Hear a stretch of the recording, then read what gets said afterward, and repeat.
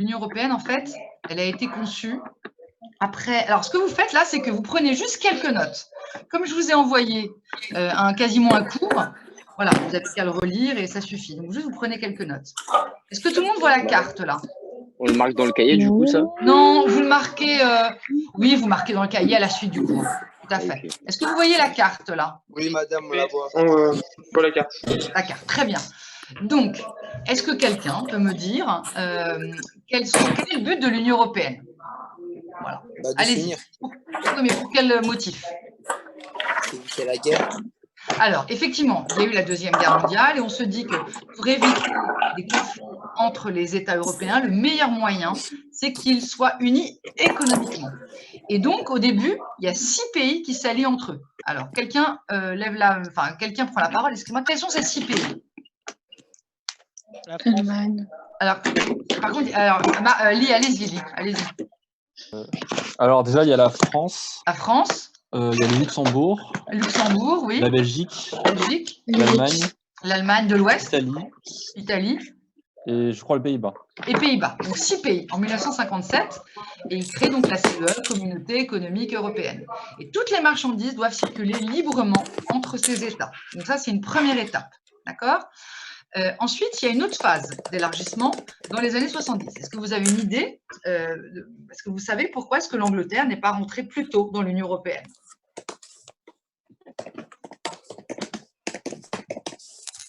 Est-ce que vous savez pourquoi elle n'est pas rentrée tout de suite? Anis? Anis, vous avez levé la main, alors pourquoi? Si vous ne me répondez pas, par contre, ce n'est pas possible. Alors, qui c'est qui a une idée? Pourquoi l'Angleterre ne rentre pas tout de suite dans l'Union européenne? Ah, désolé, j'avais oublié d'activer. Ah, d'accord. Je croyais que ça l'activait automatiquement. Eden? Vous voulez prendre la parole? Non. Ah bon, très bien. Caroline? Non plus? Bon. Alors, en fait, la CEE elle est construite autour du duo entre la France et l'Allemagne, qui sont les ennemis de 3 guerres, 1870, 1914 et 1939-45. Et la France a peur que si l'Angleterre est présente dans la construction économique européenne, donc en 1957, la construction économique européenne soit trop sous la tutelle des États-Unis. Et c'est pour ça que De Gaulle refuse plusieurs années de suite la venue de l'Angleterre dans la CEE. D'accord? Et il faut attendre qu'il y ait donc Pompidou puis Valéry Giscard d'Estaing pour que l'Angleterre, enfin c'est sous Pompidou en fait, intègre la CEE. Anis, vous voulez dire quelque chose? Oui, c'est quoi la CE? Je l'ai dit à l'instant, la Communauté économique européenne. Ah, okay. C'est l'ancêtre de l'Union européenne. Ok, merci. Ok. Donc il y a 6 États. Ensuite, cette communauté économique s'ouvre à d'autres États vers le nord. Il y a 3 pays qui arrivent dans les années 70. Lesquels? Quels sont les 3? Regardez la carte. C'est vraiment la carte. Là, on est sur l'historique de l'Union européenne. Voilà. Alors, quels sont les 3 pays qui arrivent dans les années 70? Au nord. Au nord. Le Royaume-Uni. Royaume-Uni, oui. Et puis? On a du mal à voir la légende, madame. C'est un peu. Vous avez du mal à voir la légende, je ne peux pas l'agrandir par contre. Alors, je suis désolée. Là j'ai mis en plein écran, donc c'est vrai que j'aurais dû faire une carte avec. Il faut se rapprocher un petit peu. C'est notre manuel ou pas, celui-ci? Non, elle n'est pas dans votre manuel. Mais peut-être que vous l'avez dans votre manuel. Oui, c'est vrai. J'aurais dû vous dire de regarder votre manuel. Alors, moi, je vous l'ai dit, les 2 autres pays, c'est pas grave. C'est l'Irlande et le Danemark, dans les années 70. Ensuite, dans les années 80, il y a 3 autres pays qui intègrent l'Union européenne, qui se situent dans le sud de l'Europe. 3 pays méditerranéens. Alors, lesquels? Et vous allez me dire pourquoi ils arrivent si tard. Non, Italie, elle était déjà dans les 6. Espagne, Portugal. Espagne, Portugal, très juste. Et le 3e? La Grèce, très bien. Est-ce que vous savez pourquoi est-ce que ces pays arrivent si tard dans l'Union européenne? Il y a 2 raisons. Il y a 2 raisons. Il y a 2 raisons. Est-ce que vous avez une idée? Non. Ben parce qu'auparavant, c'était des dictatures. En fait, c'était des dictatures auparavant. Et du coup, comme c'est des dictatures, l'Union européenne, la communauté européenne, elle ne peut pour intégrer ces pays qu'ils ne soient des démocraties seulement. Qui c'est qui avait au pouvoir en Espagne jusqu'en 1975? Ah oui, est-ce qu'il y a d'autres gens? C'est pas Franco, madame? Exactement, c'est Franco. Ouais. Donc, le temps que l'Espagne devienne une démocratie, travailler? ça prend plus de temps. Et donc, c'est à ce moment-là seulement que ces pays Hein intègrent la construction économique européenne. Et puis, il y a une autre raison aussi, c'est les pays qui sont plus pauvres économiquement. Donc, la CE, Communauté économique européenne, elle craint que s'ils arrivent dans la communauté, il faudra payer pour eux et ils ne seront pas assez riches. Voilà. Mais en réalité, ça les a dynamisés et ça leur a fait, ça a relancé leur économie. Ensuite, on est donc au début des années 90, et là, il y a l'idée de transformer la CE en Union européenne. Et là, c'est le traité de Maastricht qui met ça en place en 1992. Alors, ce traité de Maastricht, il est très particulier parce qu'il prévoit déjà une monnaie commune, qui est l'euro, qui est mis en place en 2002. D'accord ? Et entre-temps, de plus en plus de pays vont entrer dans l'Union européenne. Il y en a 3 autres. Pour arriver à 15, on est en 1995, qui sont dans le centre de l'Europe et au nord de l'Europe, la Suède, la Finlande et l'Autriche. D'accord ? Donc là, on est à 15 pays en 1995. Et puis, avec la chute du mur, qu'est-ce qui se passe à la fin des années 90 ? Merci, Martin. Alors, qu'est-ce qui se passe à la fin des années 90 ? Qu'est-ce qu'ils veulent les pays qui sont anciennement à l'Est ?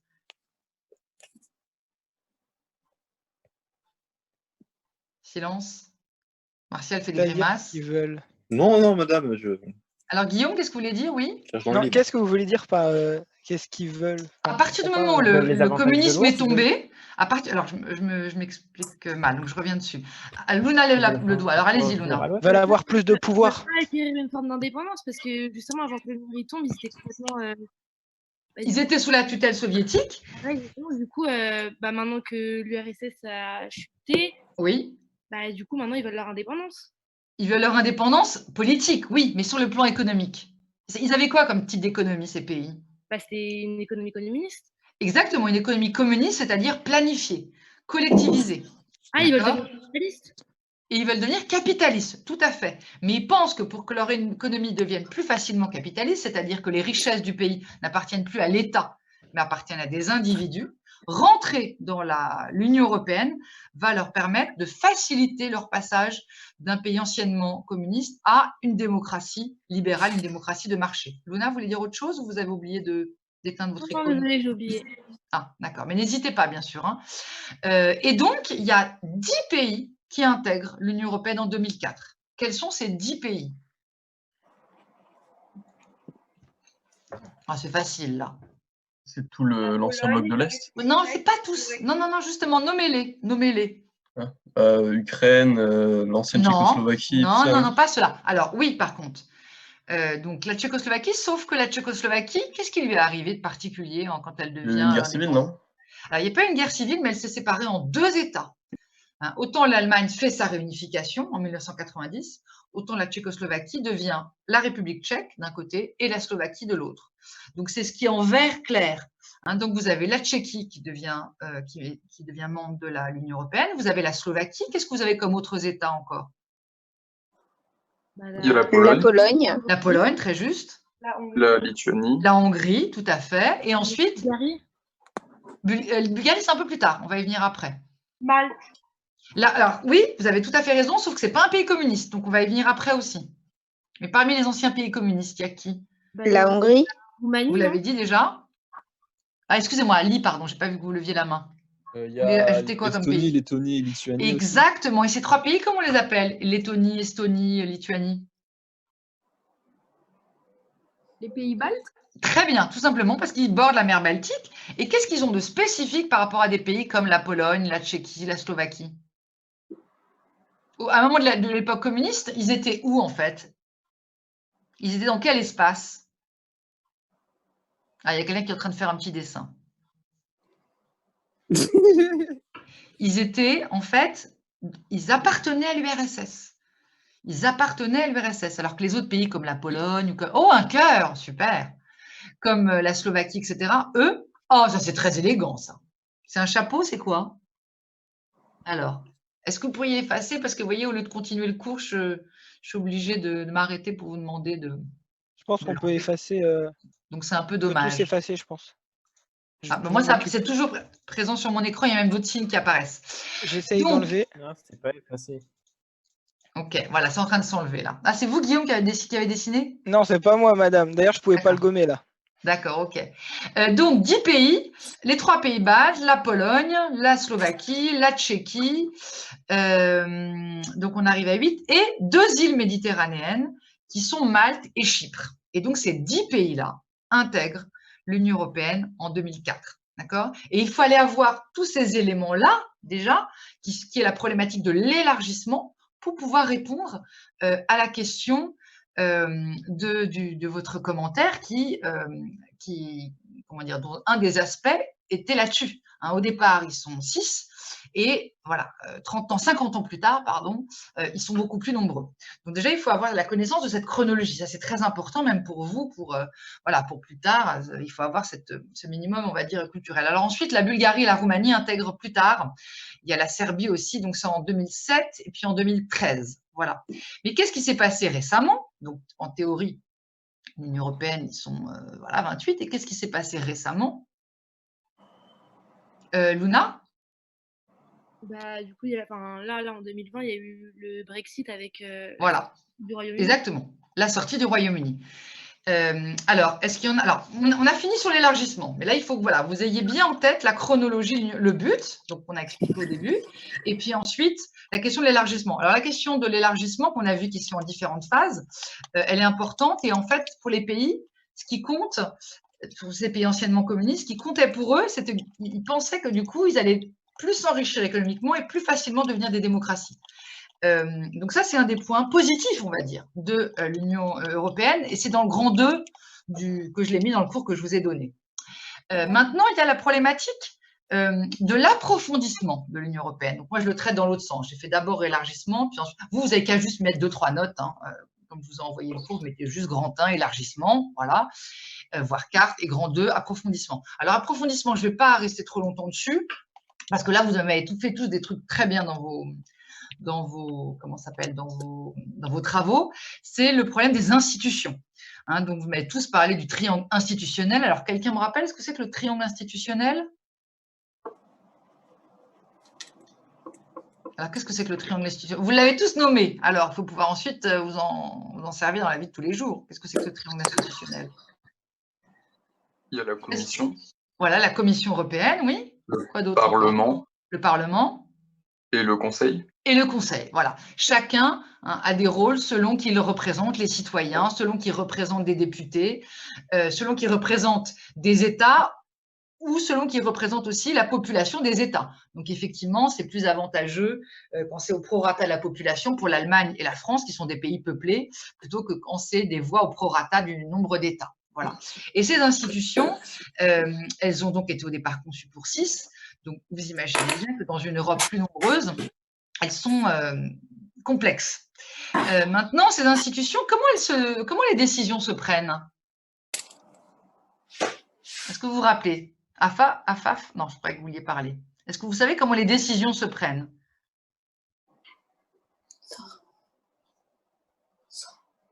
Alors, c'est à la majorité, et pour certaines décisions, ça doit être à la majorité même absolue. Et donc, c'est évident qu'une majorité absolue à 6, c'est tout à fait possible, mais une majorité absolue à 27, c'est beaucoup plus complexe. Alors, d'autre part, toujours dans la problématique de l'approfondissement, en dehors de l'euro, qui date du 1er janvier 2002, qu'est-ce qu'il y a eu comme politique mise en place par les pays de l'Union européenne? Qu'est-ce que vous connaissez? Alors, les élèves qui ont déjà commencé à travailler sur l'extrait de film, ils peuvent me répondre. L'idée, c'est d'avoir un marché commun. Les hommes, allez-y, lis. Pour commencer, il y a l'espace Schengen, du coup. Donc, l'espace Schengen, tout à fait. Qu'est-ce que c'est l'espace Schengen? Donc, ça permet donc c'est une zone précise où oui. les personnes et les marchandises peuvent circuler entre les frontières de chaque pays. Tout à fait, absolument. Mais alors déjà, il y a un petit problème. Est-ce que tous les pays qui sont membres de l'Union européenne sont dans l'espace Schengen? Non. Non. Non. Si on prend l'exemple du Royaume-Uni qui était encore dans l'Union européenne il y a quelques mois, le Royaume-Uni était dans l'Union européenne, mais il n'était pas dans l'espace Schengen. Donc déjà, vous voyez, c'est une Union européenne un peu complexe, puisque certains pays pour circuler dans certains pays, il fallait, par exemple, de manière très concrète, si vous vouliez aller en Angleterre il y a 6 mois, il fallait votre passeport, en théorie bien sûr, hein, alors que dans les autres pays, la carte d'identité suffit. Hein, donc là, c'est quelque chose de très concret. Alors maintenant, en dehors de l'espace Schengen, qu'est-ce qu'il y a comme autre, politique hein, qui sont mises en place pour créer cette union entre les pays donc de l'Union européenne, en dehors de l'espace Schengen? Les marchandises, par exemple, on dit qu'elles circulent librement. Qu'est-ce que ça veut dire concrètement? Bah, qu'il n'y a pas de taxe. Exactement. Ça veut dire que les voitures Volkswagen qui sont vendues en Allemagne, quand elles arrivent en France, elles ne payent pas de taxes, ce qui n'est pas le cas des pays qui sont extérieurs à la zone. Donc ça, c'est le marché économique. Donc l'euro, une monnaie commune, un espace de circulation commun, une zone économique commune, et puis, qu'est-ce qu'il y a encore comme autres politiques qui ont été mises en place? Citez-moi deux. Une qui concerne les étudiants et une qui concerne l'agriculture. Erasmus, Erasmus, Ouais, des tout à fait. programmes Alors, qu'est-ce que d'échange. c'est qu'Erasmus? c'est un programme où les étudiants peuvent se rendre dans des pays étrangers. Enfin, Forme de Exactement. Exactement. Donc, il y a le financement vient en partie des États de l'Union européenne qui, dans nos impôts, hein, quand on paye nos impôts, une partie justement sert aux institutions liées à l'Union européenne. Et donc, ces échanges concernent donc plusieurs pays et ça dure 6 mois. Et on estime qu'il y a à peu près 100 000 étudiants chaque année qui profitent du programme Erasmus. Hein, dans quelques années, si vous avez l'occasion, voilà, vraiment, c'est un moyen d'apprendre une langue, de découvrir un pays, etc. Alors, il y a une autre institution aussi, un autre programme commun, c'est la PAC, Politique agricole commune. Donc, c'est l'idée que les agriculteurs de l'Union européenne, il faut d'abord acheter leurs marchandises avant d'acheter celles des pays extérieurs à la zone de l'Union européenne, avant d'acheter celles des États-Unis, etc. Mais qu'est-ce qui s'est passé dans les années 80 qui a mis en danger cette agriculture? Est-ce que vous avez une idée? C'est lié à une maladie. Ça vous dit rien? Vous n'en avez jamais entendu parler? Parce que maintenant, avec le Covid, on parle des anciennes maladies, comment elles se sont développées. Ça, c'est la maladie de la vache folle. Ça vous dit rien? Ouais, De nom, si. ils ont dû tuer De des nom. troupeaux, etc. Non? Oui, ils ont dû trouver des troupeaux, mais pourquoi? Est-ce que vous avez une idée? Bah, parce Bah, que parce que il y a- tout le monde était contaminé, quoi. Enfin, les vaches. Alors, pas tout le monde, mais tous ceux qui mangeaient, enfin ceux qui ont mangé une certaine race de viande bovine ont été Avec des problèmes. contaminés, sont tombés malades. Mais à votre avis, pourquoi est-ce que cette maladie est arrivée? Donc, c'est la fin des années 80. Pourquoi est-ce que c'est diffusé vite en Europe? Enfin, dans l'Union européenne, excusez-moi. Parce Parce qu'on est qu'il y avait un libre-échange, donc Exactement, c'était plus simple de- exactement. Parce que les agriculteurs européens ils étaient incités à produire beaucoup. Donc, c'était la production, on va dire, quantitative, parce qu'ils étaient sûrs d'écouler leur marché, puisque les institutions les protégeaient. Donc, ils se sont mis à produire beaucoup de viande. Quand on veut produire beaucoup de viande et qu'on veut donc que les vaches, au lieu un veau, au lieu de mettre des années à devenir grand, il met, je sais pas moi, quelques mois, forcément, ça veut dire qu'il y a des engrais, des ceci, des cela. Et donc, c'est ce qui s'est passé. Hein, la maladie de la vache folle, c'est en fait des bovins sur lesquels on avait mis plein de produits chimiques. Alors là, je ne vais pas rentrer dans les détails, donc qui ont grossi trop vite, qui atteints de cette maladie. Et du coup, des gens qui les ont mangés ont été contaminés, sont tombés malades. Voilà. Donc ça, c'est les dérives d'un système productiviste trop important. Donc on a vu toutes les politiques. Il y a d'autres politiques communes. Il y a par exemple l'Airbus. Airbus, ça lie plusieurs pays, l'Allemagne, la France, etc. Donc, il y a une politique industrielle commune, il y a une politique agricole, il y a une politique universitaire, une monnaie commune, libre circulation. Donc, vraiment, on peut dire que l'Union européenne est une union extrêmement intégratrice parce qu'elle a permis vraiment de créer un espace. Et il y a même une armée, hein, les Eurocorps, bon, qui interviennent pas beaucoup, mais alors attendez, il y a quelqu'un qui attend. Ah, Martial, il s'était peut-être retiré. Alors voilà, je viens de le réadmettre. Alors voilà, ça c'est la deuxième partie. Première partie, élargissement. Moi, dans le cours que je vous ai donné, j'ai inversé les deux parties. Et deuxième partie, toutes les avancées en fait de l'Union européenne. Hein, je viens de vous décliner 5-6 points. Maintenant, aujourd'hui, l'Union européenne, donc c'est le troisième temps, elle est confrontée à de nombreux défis. Alors, déjà, il y a le défi, il y en a 3, on peut dire. Alors, est-ce que vous avez une idée des défis qu'il peut y avoir qui concernent l'Union européenne? Il y a les gros déséquilibres financiers Absolument. du type Grèce, etc. Non? Exactement, et surtout depuis la crise donc, de 2008, dont on reparlera dans un prochain chapitre. En 2008, il y a eu la crise donc, des subprimes. Donc, je ne sais pas si je vous ai déjà demandé, je crois, en cours réel, de me définir un peu ce que c'était. On l'avait fait et on y reviendra dessus sur un autre chapitre. Effectivement, le monde s'est retrouvé en crise financière et la Grèce s'est retrouvée complètement endettée. Et donc, pour remédier à cet endettement, l'Union européenne a dû financer de nombreux pays qui étaient plus touchés que d'autres. Et c'est ça qui explique aussi que du coup, des pays comme le Royaume-Uni estiment qu'ils n'ont pas envie de payer pour les autres et pensent que l'Union européenne leur coûte plus que ça leur rapporte. Et donc, il y a des pays, effectivement, qui sont plus riches que d'autres. Donc, il y a des disparités, et encore plus entre les pays anciennement communistes et les autres, même si c'est en train de se rétablir. Quel autre défi y a-t-il ? Est-ce que tous les pays de l'Europe sont membres de l'Union européenne? Non. Il y a combien d'États dans l'Union européenne? Bah déjà, il y a le Royaume-Uni qui ne l'est pas. Alors maintenant, oui, mais ça c'est récent. Il ne l'est plus. Voilà, qu'il l'est plus. Mais il y a combien d'États à peu près dans l'Union européenne? 28. 27. Non. Oui, pardon, excusez-moi, 27. L'Union européenne. L'Europe, pardon, l'Europe, combien? Ah, bah par exemple, il y a la Turquie qui veut rentrer en. Je crois qu'ils sont Alors, 30. on va y revenir juste après à la Turquie. Mais attention, il y a 40 États en Europe. D'accord? Donc l'Europe, la limite de l'Europe, c'est en fait le détroit donc, des Dardanelles, où il n'y a qu'une petite partie territoriale de la Turquie qui figure. Hein, ça englobe Istanbul, mais c'est tout. Donc, effectivement, il y a 40 États dans l'Europe et il n'y en a que 28 qui sont dans l'Union européenne. Donc déjà, il y a 12 États qui n'y sont pas. On peut en citer quelques-uns qui ne sont pas dans l'Union européenne. La Suisse? La Suisse, tout à fait. Et La puis, Turquie. la Turquie, mais je vous l'ai dit, géographiquement, elle n'est pas en Europe. Voilà, La géographiquement. Russie, madame. La Russie. La Russie, c'est juste, sauf qu'une partie de la Russie est en Asie. Donc, c'est encore une autre problématique. La Norvège. La Norvège. L'Islande. L'Islande. Voilà, on va s'arrêter à ceux-là. Ceux-là, à votre avis, pourquoi ils n'ont jamais été dans l'Union européenne? Bah, peut-être parce qu'ils ne voient pas vraiment d'avantage. Exactement, parce que ce sont des pays riches, surtout pour la Norvège et la Suisse. Et voilà. Et comme il y a un système de péréquation et de paiement pour les autres pays, pour qu'il y ait un équilibre, un budget lié à l'Union européenne, ils ne veulent pas l'intégrer. Alors, il y a d'autres pays qui n'y sont pas. Par exemple, la Serbie ou la Macédoine. À votre avis, pourquoi ces pays ne sont pas dans l'Union européenne? La Serbie, ils sont riches ou pas, madame? Alors, justement, c'est une bonne question, tout à fait. Donc, effectivement, parce que ce sont des pays qui ne sont pas encore assez riches, donc qui n'ont Ils ne sont pas assez pour endettés. Et pas assez, oui? Ils ne sont pas assez riches pour rentrer en Union européenne. Pour l'Union européenne. Et aussi, ne sont pas, ce ne sont pas des pays qui sont encore complètement des démocraties avec un état de droit. Et donc, l'idée, c'est d'attendre qu'ils aient atteint, si vous voulez, ce stade-là, pour qu'ils intègrent l'Union européenne. Donc ça, c'est un deuxième type de pays. Et puis, il y en a d'autres, comme l'Ukraine, qui n'est pas dans l'Union européenne. Et alors là, c'est pour une autre raison, qui, a priori, c'est pas prévu pour les années à venir, en tout cas. Oui? Pourquoi, à votre avis, l'Ukraine n'est pas dans l'Union européenne?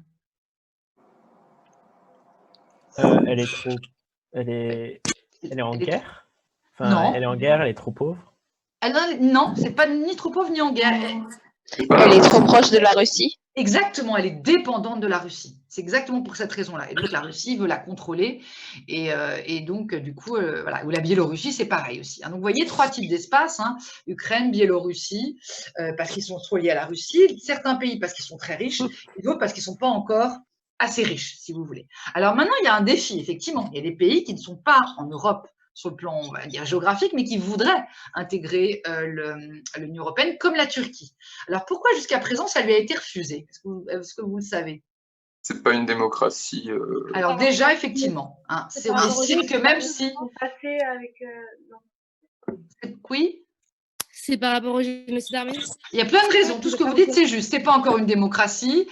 Le génocide arménien n'a pas été reconnu. Quelle est l'autre minorité qui est… Les Kurdes? Les Kurdes, tout à fait. Donc, c'est pour toutes ces raisons-là. Il y en a qui ont fait un exposé dessus en EMC, voilà. Alors, on va devoir s'arrêter bientôt parce qu'en fait, c'est programmé pour 40 minutes et on a commencé avec certains, j'ai commencé à -5, je suis désolée. La prochaine fois, je ferai pile l'heure. Si ça vous convient, de toute façon, pour mardi prochain, on fera le corrigé sur le film. Et si ça vous convient, on fera vous aurez moins de travail à la maison, j'enlèverai des choses et on se verra le samedi à 11h. Est-ce que ça vous a convenu là? Ouais, c'est parfait. Hein. Oui, Ok, juste une petite... Luna, dites-moi vite. Oui, ça convient très bien. Ok, Ouais, c'est bien, juste, c'est j'ai bien, pas c'est eu le bien. temps de conclure parce que j'ai commencé un peu trop tôt. Voilà, vous avez retenu les 3 idées principales et pour la conclusion, on fera mardi prochain. C'est pas grave. Oui, c'est Vous bien. me rendez bien le Très travail bien. mardi prochain sur le Ouais. Ça film. marche. Ok, alors bonne continuation, prenez soin de vous. Merci. Aussi, vous madame. madame. Bonne Au journée, Je revoir. me connecte à Bonne 17h la journée. prochaine fois. Je suis désolée, au revoir.